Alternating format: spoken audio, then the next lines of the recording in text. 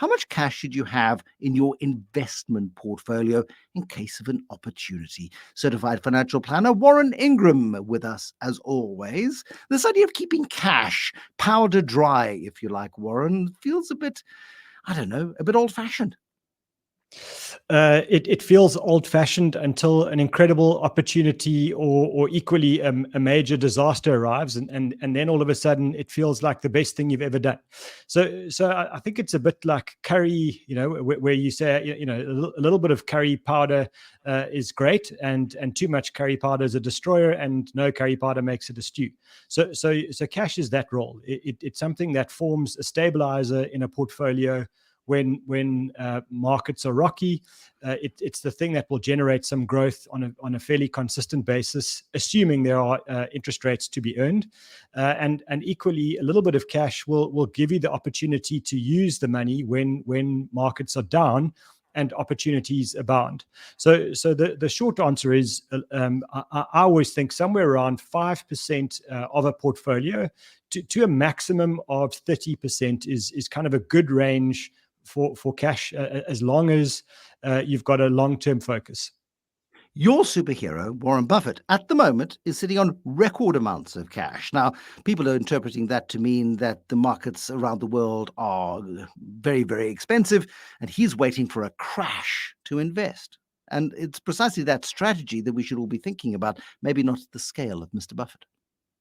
I think that he's always happy to have cash to deploy when things fall apart. And for us, if we're sitting with a fair amount of money invested already, and we've got a lot of exposure to growth assets like the stock market, then deploying some cash or keeping some cash ready to deploy for an emergency is great.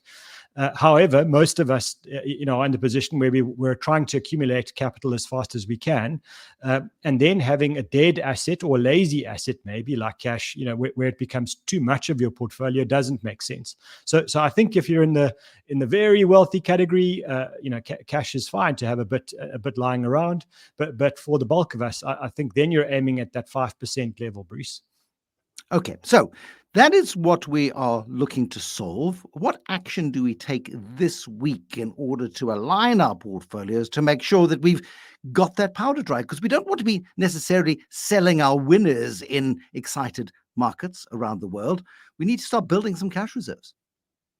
Well, I think two things. One, have a look at all of your investments and understand inside them how much cash you're holding. So understand in your mutual funds what proportion is in cash there. Understand what you've got in your money market accounts, etc. And then deploy the cash if needed. Alternatively, if you are saving on a monthly basis, maybe redirect that money to build up a bit of cash if markets are overly excited, and get that cash going for the next dip. But I think the first step is understand what proportion of your portfolio is actually in cash, looking through everything that you own. Warren Ingram is a certified financial planner. I'm Bruce Whitfield. This is the Financial Freedom Pod.